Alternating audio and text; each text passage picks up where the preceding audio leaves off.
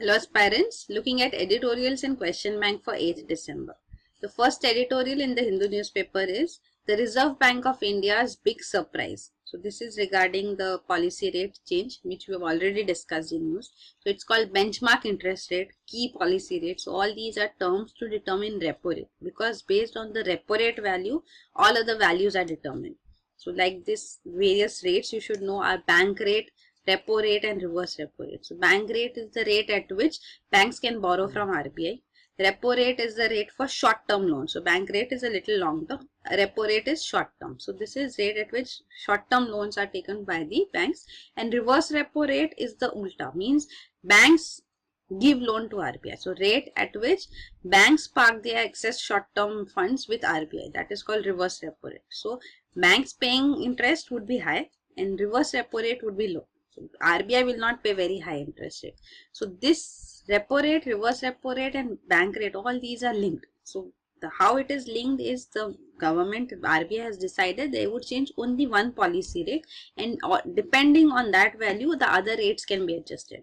So earlier it was decided that repo rate would be whatever percentage it is, plus and minus 1% would be. So repo rate, reverse repo rate is always be minus 1% less than repo rate, but now it has been brought down to even 0.5%. So the difference is of 0.5% now.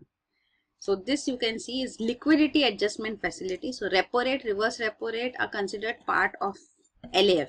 That is the term used. So liquidity adjustment is done through repo and reverse repo rate.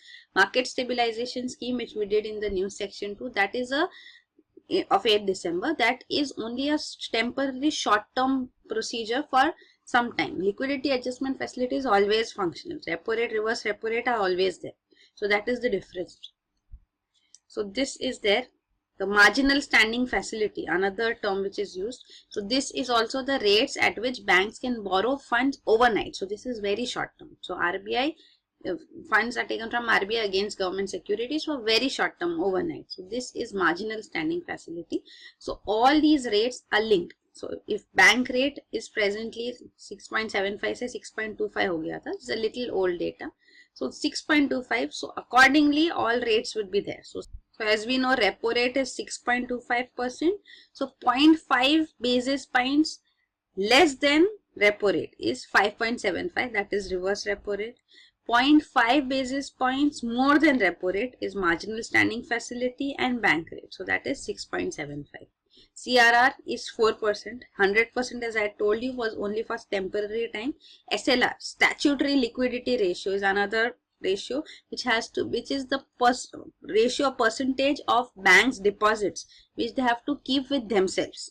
So that is statutory liquidity ratio. CRR, SLR, the difference is that CRR goes to RBI and SLR is with banks themselves, but they have to keep this much separately. So that is 20.75% presently. So these are the major rates which you should know, and the key interest rate is repo rate, as I told you, because this decides all other rates. So that is what is covered here. So we have already seen all these aspects which are spoken of in this editorial too, about the interest rate, benchmark interest rate not changing. It remains unchanged because of global and domestic factors. So domestic factors are because of high inflation expectations also, plus also the demonetization, plus the international factors put forth were high oil prices and also the interest rates which would be coming forth from USA. So USA is planning to increase its interest rates. Also Donald Trump, with his win, the monetary policy has shifted to being a tight one. So tight monetary policy basically means interest rates being hiked. So this is there. So interest rates in developed countries go down to zero, near zero, because developing countries grow. They have potential to grow, but developed countries have already grown. So growth rates, rate of growth is low. Growth is there at a particular level they have already reached. Developing countries have to reach that level. So that's why the rate of growth is high.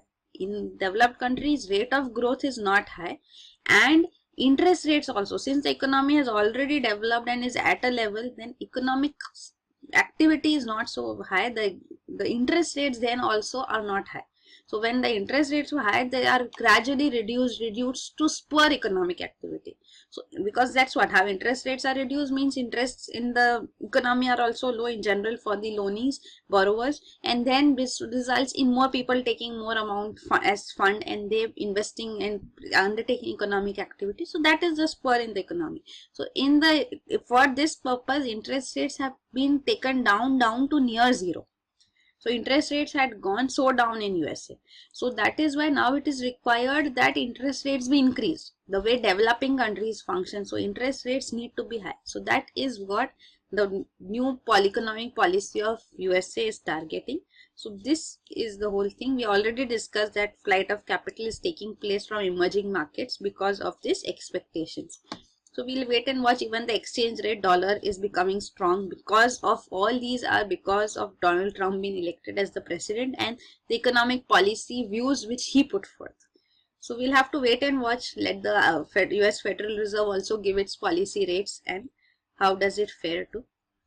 So that is there, and GVA also we already discussed that GVA growth forecast has reduced because of low economic activity, especially in the industry area, and also the demonetization, which is giving unclear signals as of now. So this is there. Then the next editorial is about a personality who died recently. So this is not at all important for us. He wrote an satire, Muhammad bin Tughlaq, during 1968. So this was on the political procedure then. So this actually became very famous, and he became the editor of a new magazine, Tughlaq, which he started. So he during the time of emergency to under Indira Gandhi's prime ministership, he refused to cow down. He spoke for the people, their anger put forth. So his points of views were taken by many to develop their own political viewpoints. So he was a fierce critic, also a fierce critic of, even he was from Tamil Nadu, so he was a fierce critic of even LTTE. He spoke out against the misuse of Article 356 of the Constitution for political purposes. So Article 356 is President's Rule. So this is there. So this is about this personality. So he was majorly a journalist and a writer. So then next we look at the question bank. So editorials in the Indian Express newspaper, I did not find them unique or different from what we have already discussed and not much of relevance. So I have not covered them for today. The question bank, one question which has been picked up is, what was held by the Supreme Court in the Kaushal case of 2013? Do you think this will result in persecution of a minority section in India? So this Kaushal case of 2013 was the one on which the Supreme Court adjudicated, and it's reversed the stand of the Delhi High Court on section 377 of the Indian Penal Code. So this was struck down by Delhi High Court, but on appeal in the Supreme Court upheld it. So this section 377 of IPC, what does this talk of? So this is regarding, you can see, this is regarding homosexual intercourse as a criminal offense. So the actual reading of this article 370, section 377 is that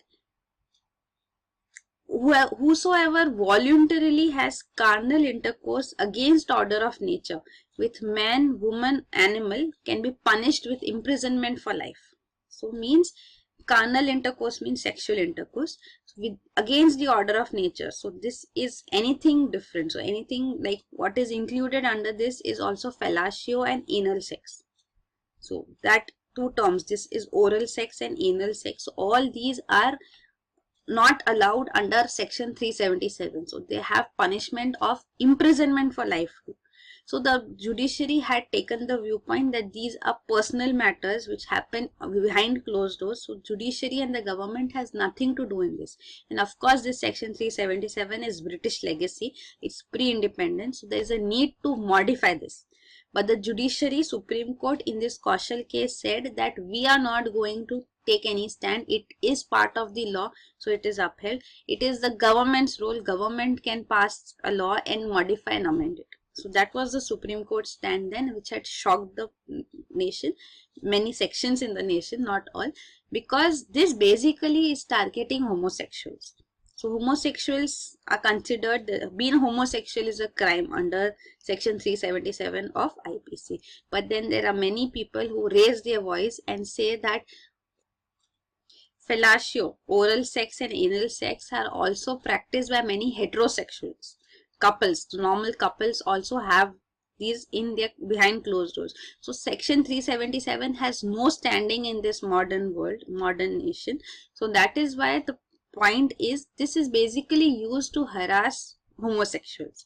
So this should have no legal standing. So these are the demands. So Supreme Court accepted these claims of the religious groupings who had appealed in the Supreme Court, that section 377 has been sparingly used. So that has not been used often. It's not possible. Then it gives the government, the officers, the power, police officers, the power to enter into and find out if this crime is being committed. So this is prosecution under this has also been quite low. So in 150 years since it has been in effect, less than 200 people have been prosecuted for committing any offense under this. So this is true, because it's not possible to find out what people are doing behind closed doors.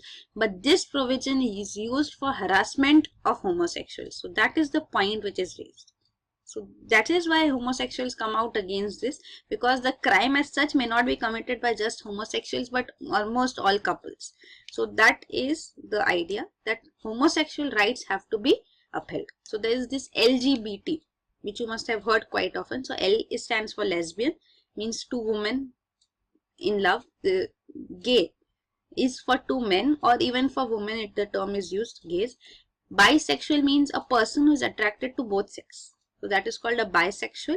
And transgender, what we know as people of mixed gender also, or people who are not sure about their gender and go even sex change operations. So these people, or hijras as we call them, these are transgenders. So for transgenders, many rights are brought into, but then these are all clubbed together and they are called LGBTs. So this is what is the case so far. So presently, of course, this case, post this, in many judicial cases, the judiciary has struck down on various aspects of section 377. Like examples are given that Gujarat High Court, in this particular case, it said that the state government has to grant tax concessions to film depicting homosexuality as such too. There cannot be no such discrimination. That would be unconstitutional. So it has to provide tax concessions to them too. Then National Legal Service Authority case of 2014. In this case, Supreme Court had upheld the rights of hijras and transgenders, that they should be treated as third gender for accessing public services. Then Allahabad High Court too had entitled that the head of the household for under such transgenders should be the head under food security legislation if they are there. So this is their third gender option has been added into railway reservation forms, also ration card application forms, passport application forms, even LIC forms. So we are to some extent accepting transgenders too, but then there is still discrimination within as well. So we'll have to wait what happens on this. Till date, the Kaushal case is what is the final verdict of the Supreme Court, and Supreme Court verdict needs to be upheld by all lower courts. No lower court can pass a judgment against the order of a Supreme Court. So this is also there. So we'll have to see what happens. So the question is, do you think that this will result in persecution of a minority section in India? So persecution as such, that prosecution under Article 377, no.